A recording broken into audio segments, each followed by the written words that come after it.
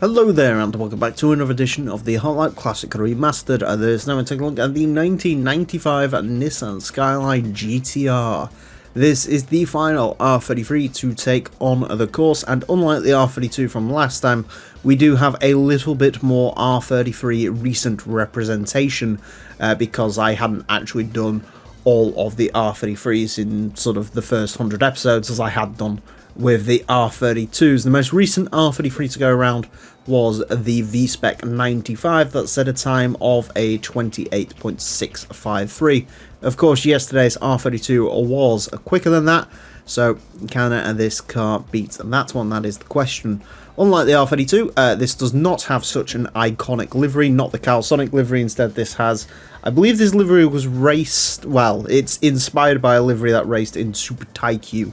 I wouldn't think dark green and red would work, but I think on this it actually turned out alright. So we will give them some props for that one. Four-wheel drive, 685 horsepower, 1,306 kilos. That does mean we've got about 39 horsepower on the R32 of yesterday, but obviously R33s do weigh a little bit more. So what will come out on top? Let's find out. To find out how quick the 95 Skyline GTR is, it is going to have 6 laps of the Motorsports Land track in order to set the best time it possibly can. Our current leader is the Suzuki Escudo Pikes-Peak version. That car set a time of a 25.696. The GTR R33 is unlikely to beat that.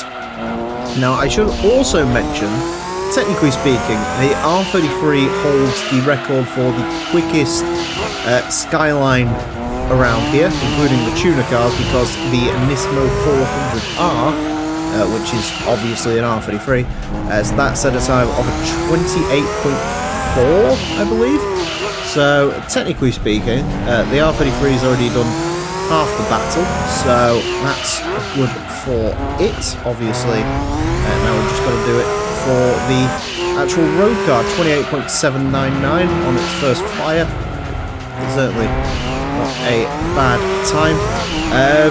R33s in general, for me, seem to drive a little bit sort of more consistent than the R32s usually do.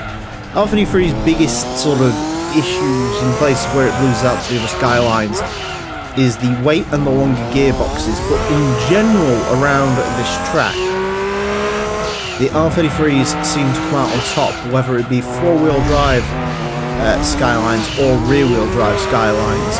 The R33 seems to be the one to pick. So it's an interesting move. Obviously, you'd expect the R33s to be quicker, or R34s, sorry. But R34s have a bit of an issue where it's not really an issue, it is intentional.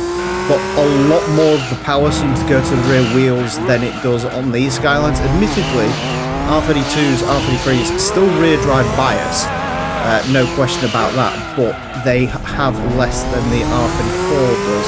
So it does mean in general I find R33 to be a little bit more drivable. I think it's because the power delivery as well in the R33 might also be slightly less savage than it is in the other Skylines. Final lap for the R33.